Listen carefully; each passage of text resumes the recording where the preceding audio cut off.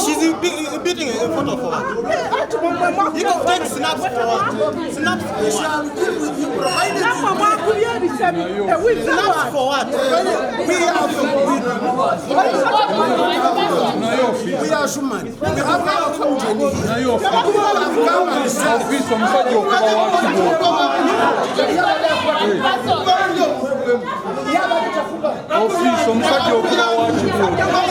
Nkwata video ebyange nga nkwata buli bantu bafe abali wano saategedde nti batujjukufe kenaabatuuseewo nga nkwata nga nfiriminga firimu yaffe nga njagala kuteekayo okulaga abawagizi bafe abatuuse kati ekimu ne kivaayo ne kibuukira esimu yange ne kigikwata. Tudde mu kkooti omukazi akutte essimu akwata ebifaananyi bwe baba nga si bamenyi b'amateeka lwaki batya ebifaananyi. Tukola n'empisa era stiru bagana batusanga mu kkooti batukwira ne mu kkooti.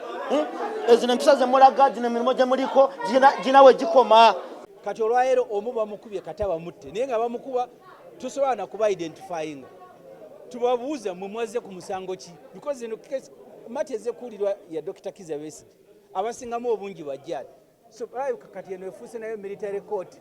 Ne lead counsel Martha Karua yabadde wano ng'alina special assignment gy'alina okukola mu kkooti yazzeeyo kakati ekyo kibeera si kya bwenkanya n'olw'ensonga eyo omulamuzi ne tumugamba kijja kuba kya bulabe ffe nga balooya ogenda mu maaso nga tetulina instructions ate nga tetweteeseteese. We wanted to, prosecution wishes to make an amendment in the charge sheet just to realign the charges. Is not going to be held back because of the absence of senior counsel.